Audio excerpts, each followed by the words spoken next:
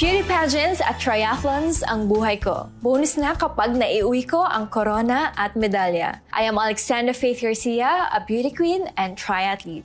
Adding MX3 capsule into my training regimen helps me a lot, together with proper diet and exercise.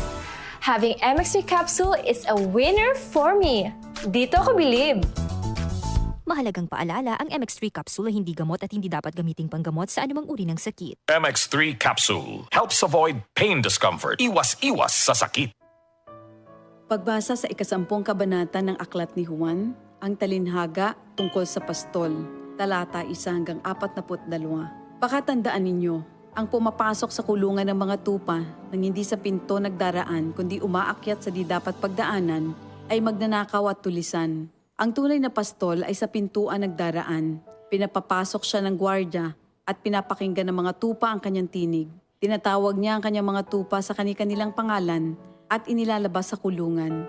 Kapag nailabas na, siya'y nangunguna sa kanila at sumusunod naman ang mga ito sapagkat kilala nila ang kanyang tinig. Hindi siya sumusunod sa iba kundi patakbong lumalayo sapagkat hindi nila kilala ang tinig ng iba. Sinabi ni Jesus, ang talinhagang ito, ngunit hindi nila nauunawaan ang ibig niyang sabihin. Kaya't muling sinabi ni Jesus, pakatandaan niyo, ako nga ang pintuang dinaraanan ng mga tupa. Ang mga nauna sa akin ay mga magnanakaw at mga tulisan, ngunit hindi sila pinapakinggan ng mga tupa. Ako ang pintuan. Ang sinumang pumapasok sa pamamagitan ko ay maliligtas. Papasok siya't lalabas at makakatagpo ng pastulan. Dumarating ang magnanakaw para lamang magnakaw, pumatay at manira. Naparito ako upang ang mga tupa ay magkaroon ng buhay, ng isang buhay na masagana at ganap. Ako ang mabuting pastol. Iniaalay ng mabuting pastol ang kanyang buhay para sa mga tupa. Ang bayaran ay tumatakas kapag may dumarating na asong gubat. Iniiwan niya mga tupa, palibas ay hindi siya pastol at hindi kanya ang mga ito. Kaya't sinusunggaban ng asong gubat ang mga ito at binubulabog. Tumatakas siya, palibas ay bayaran lamang at walang malasakit sa mga tupa. Ako nga ang mabuting pastol, kung paanong kilala ko ng Ama at siya kilala ko, gayon din naman kilala ko ang aking mga tupa at ako'y kilala nila. At iniaalay ko ang aking buhay para sa aking mga tupa.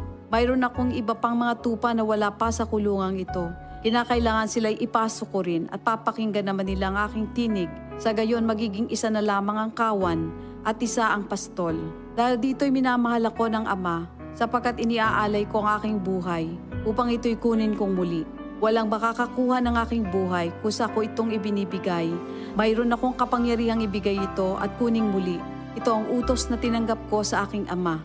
Dahil sa mga pananalitang ito, hindi na naman nagkaisa ng palagay ang mga Hudyo. Marami sa kanila nagsabi, talagang sinasapian na ito ng demonyo at nababaliw. Bakit ba kayo nakikinig sa kanya? Sinabi naman ng iba, hindi nakakapagsalita ng gano'n ng isang sinasapian ng demonyo. Nakakapagpagaling ba ng bulag ang demonyo? Taglamig na noon at kasalukuyang ipinagdiriwang sa Jerusalem ang pista ng pagtatalaga ng templo.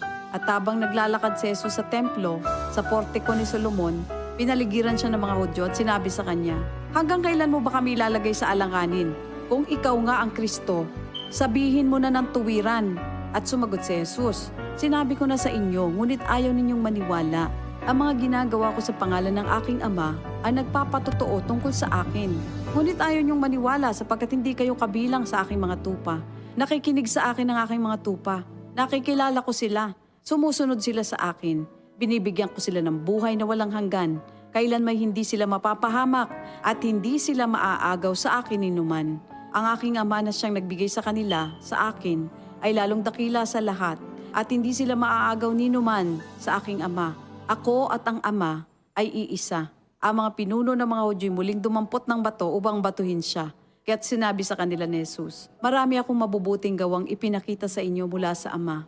Alin ba sa mga ito ang dahilan at ako'y inyong gustong batuhin? Sumagot ang mga pinuno ng mga Hudyo, hindi dahil sa mabubuting gawa kaya ka namin babatuhin, kundi dahil sa paglapastangan mo sa Diyos, sapagkat nagpapanggap kang Diyos, bagamat tao ka lamang. Tumugon si Jesus, di ba nasusulat sa inyong kautusan? Sinabi ko, mga Diyos kayo. Mga Diyos ang tawag ng kautusan sa mga pinagkatiwalaan ng salita ng Diyos at hindi maaaring ipawalang bisa ang sinasabi ng kasulatan. Ako'y pinili at isinugo ng Ama. Paano ninyo ngayon masasabing nilalapastangan ko ang Diyos? Dahil sa sinasabi kong ako ang anak ng Diyos? Kung hindi ko ginagawa ang mga pinapagawa ng aking ama, huwag niyo akong paniwalaan. Ngunit kung ang ginagawa ko ay ang mga ito, paniwalaan ninyo ang aking mga gawa kung ayaw ninyong maniwala sa akin. Sa gayon matitiyak ninyong nasa akin ang ama at ako'y nasa kanya. Kaya tinangka naman nilang dakpin si Jesus, ngunit siya'y nakaalis. Muling pumunta si Jesus sa ibayo ng Jordan sa pook na dating pinagbautismohan ni Juan. Habang naroroon siya'y maraming lumalapit sa kanya. Sinasabi nila, si Juan ay walang ginawang himala, ngunit totoo ang lahat ng sinabi niya tungkol sa taong ito. At doon, maraming sumampalataya kay Jesus. Ito ang salita ng Diyos. DCXL 5